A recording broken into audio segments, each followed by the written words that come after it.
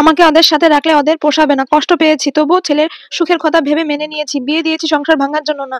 মায়ের গলাটা কেঁপে উঠছে, কণ্ঠস্বর ভারী হয়ে আটকে যাচ্ছে। আমি এক গ্লাস পানি নিয়ে মায়ের কাছে গেলাম। মা আমার হাত থেকে গ্লাসটা নিয়ে পানি খেয়ে নিলেন।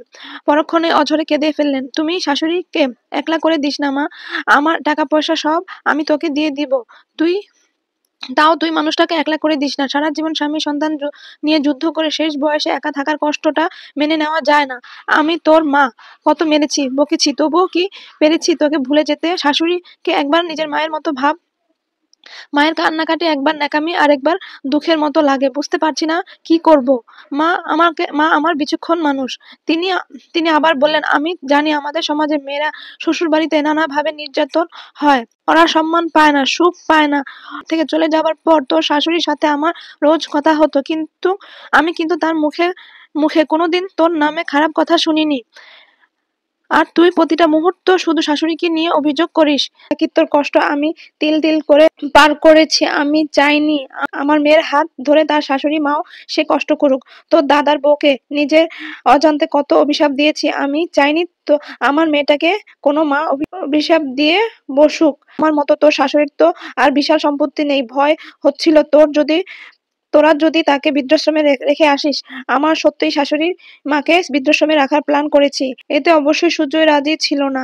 অনেকটা জোর করে কৌশলে শাশুড়ি মাকে দিয়ে সুজয়কে বলেছি তিনি বৃদ্ধাশ্রমে থাকতে চান। বাড়িতে তার বয়সী কেউ নাই, তিনি মন খুলে গল্প করতে পারবে না। মায়ের জোরাজুরিতে সুজয় মাকে বৃদ্ধাশ্রমে পাঠাতে রাজি হলো।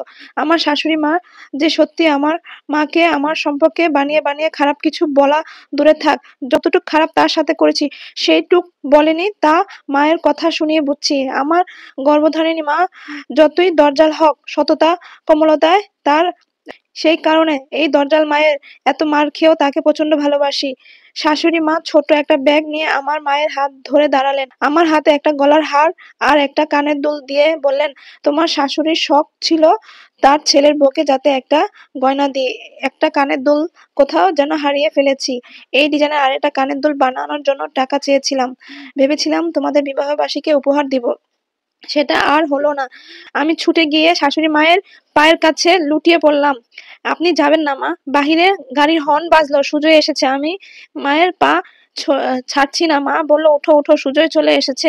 আমি তবুও ছাড়ছি না। সুজয় ঘরে ঢুকে আমাদের অবস্থা দেখে মা হাসতে হাসতে বলে উঠলেন, পাগলামি শুরু করছে দেখ, আমাকে ছাড়া ছাড়া নাকি থাকতে পারবে না। আমি তাই বৃদ্ধাশ্রমে যেতে দিতে চাচ্ছে না। ও মা, ঠিকই বলছে মা।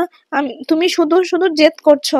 আমি উঠে দাঁড়াচ্ছি, লজ্জায় ঘৃণায় অনুতপ্তে সূর্যকে সমস্ত ঘটনা জানিয়ে দেওয়ার জন্য উঠে দাঁড়িয়েছি। যেন আমি যে বলতে গেলাম, মা আমাকে থামিয়ে বুকে জড়িয়ে বললেন, বড় ভাগ্য করে এমন বউ পেয়েছি সুজয়, ওকে যত্ন করে রাখিস। সুজয় নিত্য দিনের মতো ফ্রেশ হতে যায়। শাশুড়ি মা আমার চোখের জল মুছতে মুছতে বলেন, সংসারের